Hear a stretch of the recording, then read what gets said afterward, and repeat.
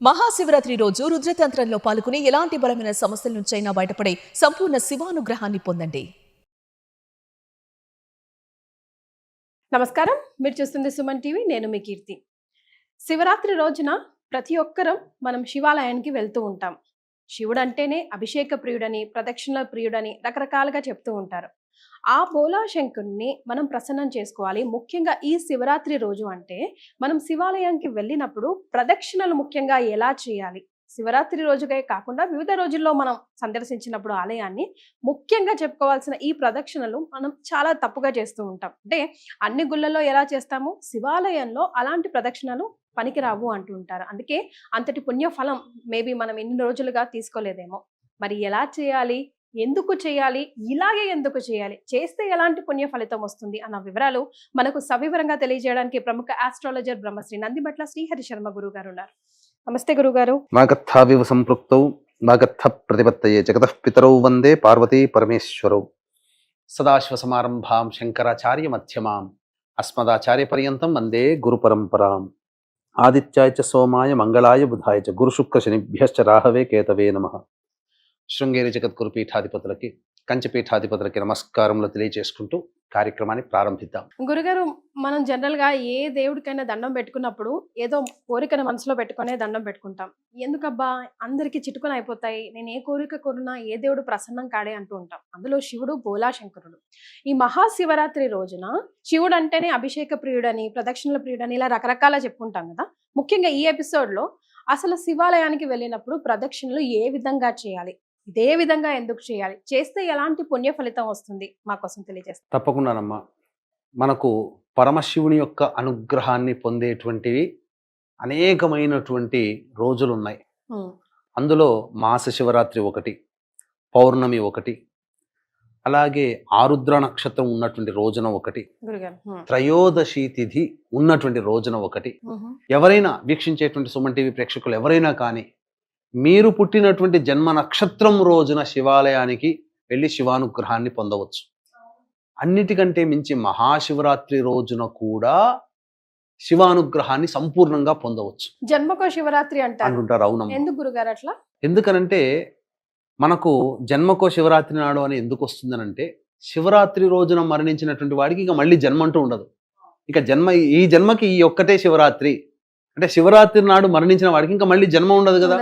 అందుకే జన్మకో శివరాత్రి అనేటువంటి నానుడు వచ్చింది. అది అంతేకాకుండా శివానుగ్రహం లేనిదే చీమైన పుట్టదు. మన సంకల్పం ఏది నెరవేరాలన్నా, ఈ కార్యక్రమాన్ని మనం చెయ్యాలన్నా, వీక్షించేటువంటి సుమన్ టీవీ ప్రేక్షకులు సంపూర్ణంగా ఈ కార్యక్రమాన్ని వదిలిపెట్టకుండా చూడాలన్నా, అంతేకాదమ్మా, ఈ యొక్క కార్యక్రమాన్ని ఎవరైతే సంపూర్ణంగా చూస్తారో వారికి సంపూర్ణముగా శివానుగ్రహం పొందగలిగేటువంటి యొక్క మార్గాన్ని మనం తెలియచేస్తున్నాం. కాబట్టి ఎవరైనా మిస్ అయ్యారనుకోండి, కార్యక్రమాన్ని పూర్తిగా చూడలేదనుకోండి, శివానుగ్రహం పొందలేకపోయామనే బాధ మీకుంటుంది ఖచ్చితంగా. ఎందుకనంటే ఇది అందరి యోగక్షేమాల కోసం, అందరికీ శివానుగ్రహం అందాలి. సాధారణంగా మనం ఏ రోజుల్లోనైనా శివాలయానికి వెళ్తుంటామా? సోమవారం అయితే ఖచ్చితంగా వెళ్తుంటాం. ఇక మహాశివరాత్రి రోజునంటే ఇంక అసలు చెప్పలేం, అందరూ వెళతారు. ఇక వెళ్ళనటువంటి మానవుడు ఉంటాడా? ఖచ్చితంగా శివాలయాన్ని, శివుణ్ణి ఎక్కడున్నా శివుణ్ణి దర్శనం చేసుకుని వస్తే చాలు, ఆ రోజున చేసుకున్న పాపాలన్నీ తొలగిపోతాయి అనే భావన ఉంటుంది. ఆ పక్కకు పెట్టండి. మనం ఏ సంకల్పం ఉంటుందో ఆ సంకల్పం ఆ శివయ్యకి ఒక్కసారి కన్నులారా ఇలా చూసి ఆయనకి చెప్పుకుంటే, మన గోడు చెప్పుకుంటే మన సమస్య తీరుతుంది. మనం చక్కగా సంకల్పం నెరవేర్చుకుంటాము, మన కోరికలు నెరవేరుతాయనే ఆనందముతో శివాలయానికి వెళ్తుంటాం. కాబట్టి అటువంటి శివాలయానికి వెళ్ళినప్పుడు చాలా మంది చేసే తప్పు ఏంటంటేనమ్మా, ప్రదక్షిణలు.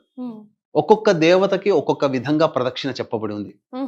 కానీ శివుడికి మాత్రం ప్రత్యేకమైనటువంటి ప్రదక్షిణ, అదే చండీశ్వర ప్రదక్షిణ అని అంటారు. చండీశ్వర ప్రదక్షిణ. ఆ ప్రదక్షిణ చేసినటువంటి మానవుడికి 30,000 సార్లు శివాలయం చుట్టూ ప్రదక్షిణ చేసిన ఫలితం ఒక్క ప్రదక్షిణ వల్ల కలుగుతుంది.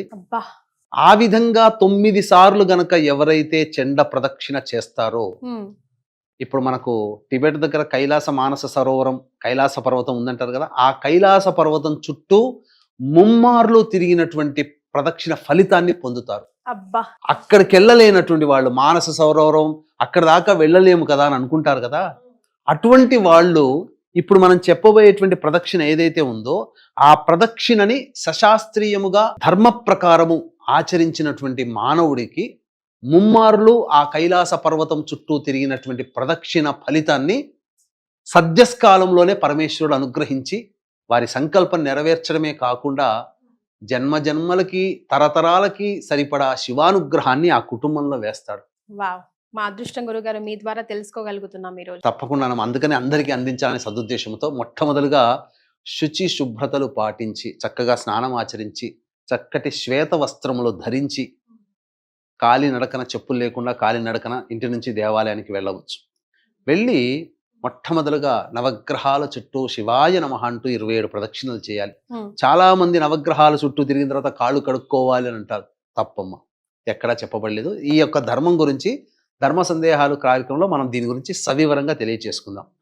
ఇక తరువాత శివాలయ ప్రదక్షిణ అనేటువంటిది చేయాలనుకున్నప్పుడు ఎలాగో శివాలయానికి వెళ్తాం కదా, నవగ్రహాలు ఎలాగో ఉంటాయి. ముమ్మార్లో శివాయ నమః అంటూ 27 ప్రదక్షిణలు చేసిన తర్వాత శివాలయానికి పక్కనే ఉన్నటువంటి శివాలయానికి చేరుకోవాలి. ముందుగా చేరుకున్న తర్వాత మొట్టమొదటిగా నందీశ్వరుని దగ్గరికి వెళ్ళాలి. నందీశ్వరుడు సదా ధ్యానముతో ఈశ్వరుని ఆరాధిస్తుంటాడు. ఆ నందీశ్వరుని దగ్గరికి వచ్చి, నందీశ్వర, నేను శివానుగ్రహం కోసం నేను శివాలయానికి వచ్చాను, నా సంకల్పం తెలియచేస్తున్నాను. ఆ యొక్క పరమశివుడికి సంకల్పాన్ని తెలియచేసి నీ ద్వారా ఆ యొక్క సంకల్పం పరమేశ్వరుడు గ్రహించడం, ఆ పరమేశ్వర అనుగ్రహాన్ని నాకు ప్రసాదించేటట్టుమని ప్రార్థిస్తున్నాను. నందీశ్వర అనుగ్రహించు అని చెప్పి మొట్టమొదలు నందీశ్వరుని దగ్గర వేడుకోవాలి.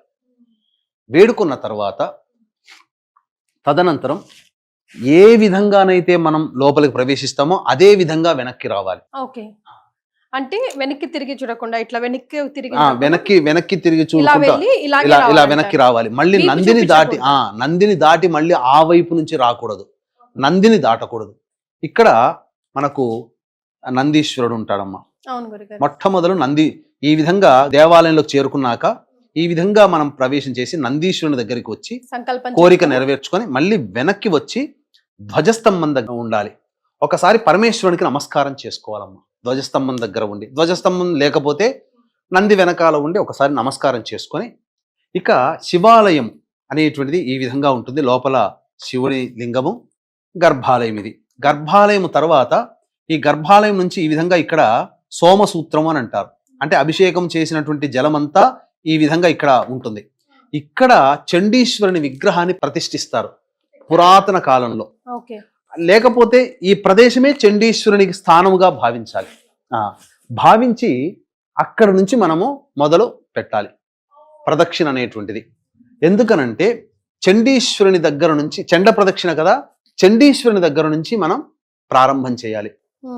ఎందుకనంటే చండీశ్వరుడు సకల భక్త అగ్రేసరుడు, శివభక్తుల్లో అగ్రగణ్యుడు. అక్కడే ఎందుకుంటారు గురుగారు చండీశ్వరుడు? అంటే ఇతనికి సమర్పించినటువంటి శివద్రవ్యం అంతా ఇతనికే అధికారం ఉంది. అందుకని ఇక్కడ ఉంటాడు. శివద్రవ్యం అంతా బయటకు వచ్చేది ఇక్కడే కదా. అందుకని శివాలయంలో పోయిన తర్వాత పూజారి ప్రసాదం కొబ్బరికాయ అన్ని పెడతారు కదా, శివాలయం నుంచి ఏ పదార్థము తీసుకురాకూడదు ఇంటికి. అది ఒక్క చండీశ్వరునికి మాత్రమే చెందుతుంది. అందుకని నేనేమీ దొంగతనం చేయట్లేదు స్వామి, పూజారి ఇచ్చినటువంటి ప్రసాదాన్ని తీసుకుంటున్నానని చెప్పి చండీశ్వరుని దగ్గరకు వచ్చి ప్రసాదం తీసుకున్నానని చెప్పి ఆ మాటన్నా చెప్పాలి, లేదా చిటికలు ఇట్లన్నా వేసి ప్రసాదం తీసుకెళ్తున్నాను చండీశ్వర అని చెప్పి ఇంటికి తీసుకెళ్ళాలి. అంతే తప్ప డైరెక్ట్గా కొట్టి మాత్రం తీసుకెళ్ళకూడదు. ఆ విధంగా శివానుగ్రహం పొందాలనేటువంటి వాళ్ళు శివరాత్రి రోజున కాకుండా ఏ రోజునైనా అభిషేక జలములు బయటికి వచ్చేటువంటి ప్రదేశము దగ్గర నిలబడి చండీశ్వరునికి నమస్కారం చేసుకొని ఇక్కడి నుంచి మనం ప్రయత్నం ప్రారంభించాలి. శివాయ నమః అనుకుంటూ శివ శివ శివ శివ అనుకుంటూ శివాయ నమః, ఓం నమః శివాయ అనకూడదు, శివాయ నమః అనుకుంటూ ఇక్కడి నుంచి ప్రారంభించి ఈ విధంగా ప్రారంభించి ధ్వజస్తంభం దగ్గర చేయాలి. మళ్ళీ ఈ ధ్వజస్తంభం దగ్గర నుంచి ఈ విధంగా మళ్ళీ ఇలా ప్రదక్షిణ చేసుకుంటూ వచ్చి ఇక్కడికి వస్తే మళ్ళీ చండీశ్వరుని దగ్గరికి రావాలి.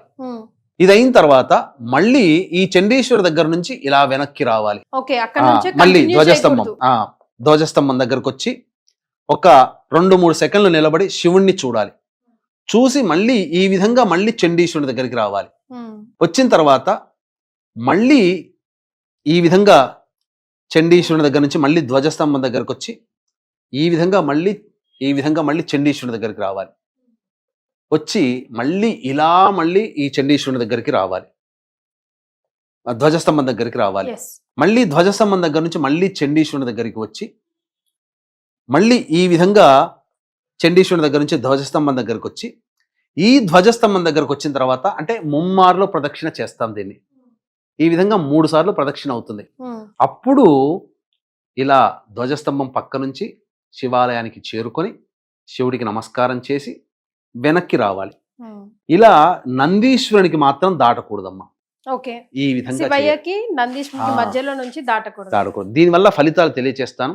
వీక్షించేటువంటి ప్రేక్షకులకి గమనిక, ఈ మహాశివరాత్రి సందర్భంగా ఫిబ్రవరి 26, 27 తారీఖుల్లో మహామహిమాన్వితమైనటువంటి కాశీక్షేత్రంలో జాతకరీత్యా కలుగు విద్య, వివాహ, ఉద్యోగ, దాంపత్య, సంతాన, అనారోగ్య సమస్యల నివారణకి సర్వదోష నివారణ హోమాలు, అలాగే గత జన్మ కర్మదోషాలు ఉండడం వల్ల ఈ జన్మల్లో సమస్యలు ఉంటాయి కాబట్టి గత జన్మ కర్మదోష నివారణ తిల హోమాలు, 2025 సంవత్సరం మొత్తం కూడా శని ప్రభావం అన్ని రాశులకి ఉంటుంది కాబట్టి శనిదోష నివారణ హోమాలు, మరియు మహాశివరాత్రి రోజున రుద్రపారాయణాలు, అభిషేకాలు, హోమాలు అనేటువంటివి పర్ హెడ్ 3,100 రూపాయలకి చేయించడం జరుగుతుంది. అవకాశం ఉన్న వాళ్ళు కార్యక్రమ తదనంతరం కాంటాక్ట్ చేసి మీ గోత్రనామాదుల్లో నమోదు చేసుకోవచ్చు. కాశీక్షేత్రములో ఈ కార్యక్రమాలు ఫిబ్రవరి 26, 27 తారీఖులో జరపబడుతున్నాయి.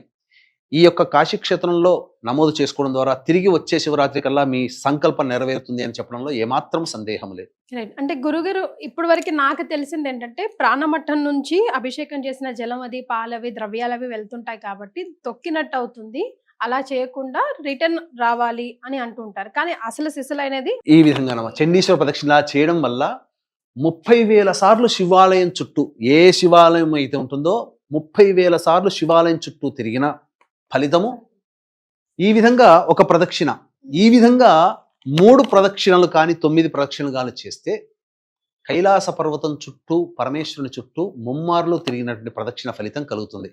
ఆ ప్రదక్షిణ ఫలితమే అలా ఉంటే శివరాత్రి రోజున చేయడం వల్ల ఎంతటి పుణ్యం లభిస్తుందమ్మా.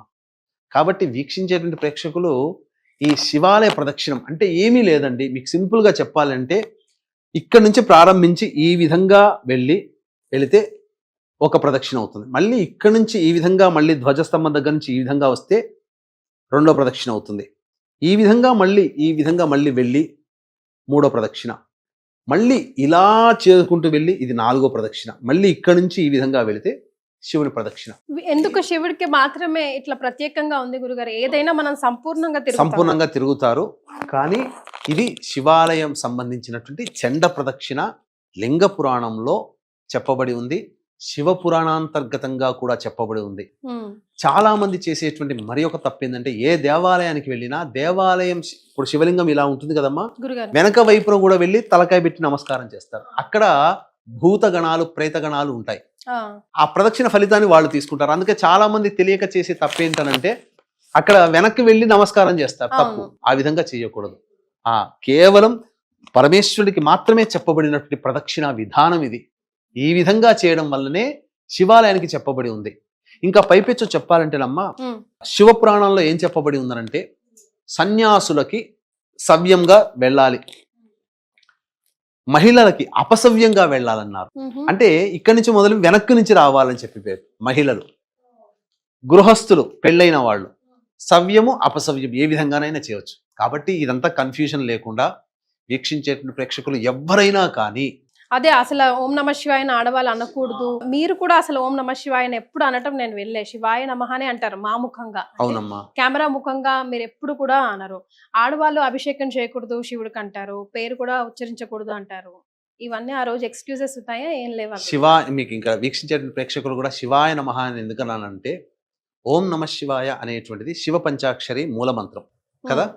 ఈ మూలమంత్రాన్ని ఉపదేశం లేకుండా, అనగా ఈ మూల మంత్రాన్ని ఉపదేశం లేకుండా ఎవ్వరూ కూడా పఠించకూడదు. ఇదే సందేహం నాకు వచ్చినప్పుడు శృంగేరి పీఠాధిపతులు, ధర్మము సంబంధించినటువంటి ఏదైనా డౌట్ ఉందనంటే శృంగేరి పీఠాధిపతులు క్లియర్ చేస్తారు. వాళ్ళు చెప్పిందే ఇక ఫైనల్. నేను అందరినీ దృష్టిలో పెట్టుకొని, అందరూ ఉపాసన అంటే మంత్రదీక్ష తీసుకున్న వాళ్ళు గురువు గారి ద్వారా అయితే ఓం నమ శివాయ అనే పంచాక్షరి మంత్రం జపం చేస్తారు. మరి సామాన్య మానవులకి ఎవరు ఉపదేశం చెయ్యరు కదా, యజ్ఞోపవీతం ఉండదు కదా.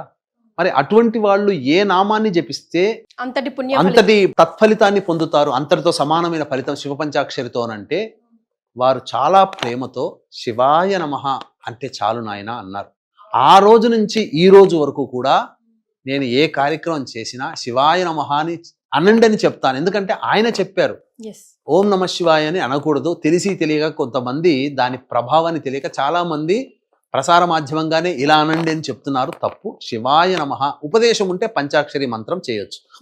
లేని వాళ్ళందరూ శివాయ నమః అన్నా కూడా అదే ఫలితం. ఇంకొక క్వశ్చన్ మీరు వేశారు, స్త్రీలు అభిషేకం చేయొచ్చా చేయకూడదా?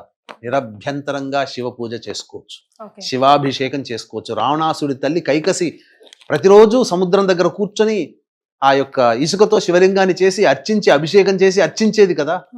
మరి ఇంతకన్నా మనకు దృష్టాంతం ఏం కావాలి? మరి గురు ఖచ్చితంగా అందరూ అన్ని వాళ్ళు కూడా చేసుకోవచ్చు అన్నమాట, తప్పేమీ లేదు. చాలా సంతోషం గురుగారు. ఎప్పుడైతే శివాలయానికి వెళ్తాం కానీ ఈ విధంగా ప్రదక్షిణ మాత్రం ఎవరు చేయడం చూడలేదు. ముఖ్యంగా చిటికలు వేసి కూడా నేను ప్రసాదం తెచ్చుకుంటున్నాను అన్న మాట అక్కడ అప్పచెప్పి చెప్పాలి. రావాలి అంటున్నారు కదా. ఆ అవునమ్మా. విషయం కూడా మొదటిసారి చాలా మంది ఇప్పటికీ కూడా శివాలయంలో చండీశ్వరుని దగ్గరకు వచ్చి తమ యొక్క విధానాన్ని చెప్పుకొని వెళ్ళిపోతారు. చాలా చక్కటి విషయాలు తెలియజేశారు గురుగారు. ధన్యవాదాలు. సర్వం శ్రీ ఉమామహేశ్వర పరబ్రహ్మార్పణమస్తు.